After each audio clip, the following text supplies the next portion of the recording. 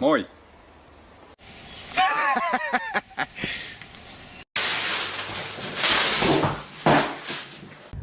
Hei jätkä!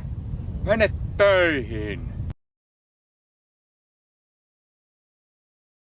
Sitten vittu kyrpää perseeseen.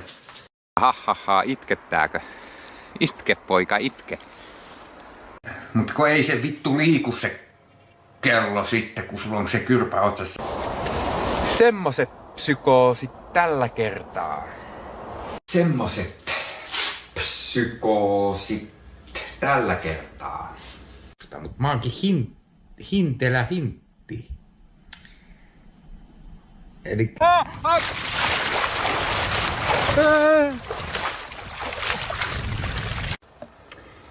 Joo, semmoset psykoosit tällä kertaa. Käännellään päätä ihan reilusti vaan, vittu ei haittaa, saatana. Tamperelainen morotus. Moi.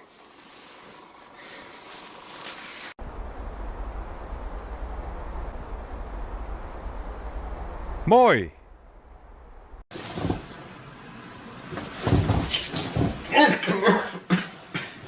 Tää on vähän vaikeeta.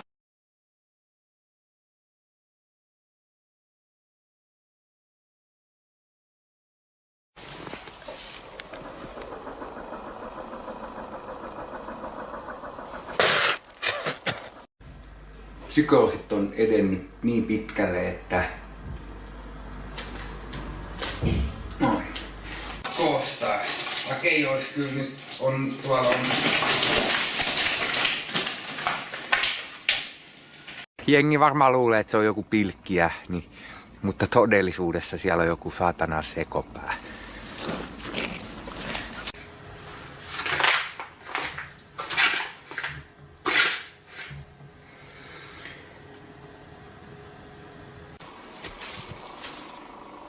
Moi! Moi! Moi! Heavy tekee hyvää!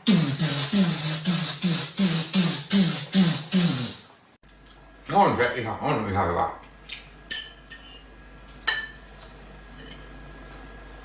Käviks tos joku äsken tossa otsassa?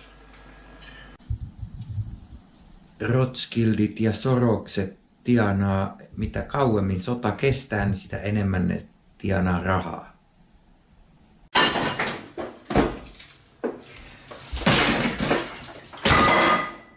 Älä avaa jääkaapin ovea liian nopeasti, sieltä voi tipahtaa jotain.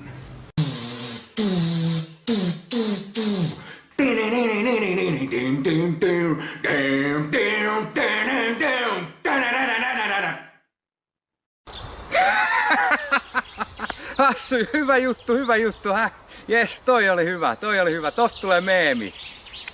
Jes, 5/5. Oho, etkö pysy? Oho, no pysytkö nyt? No pysy, voisitko pysyä? Ole kiltti ja pysy, etkö pysy? Noin, nyt se pysyy ja pitää puhua kauniisti.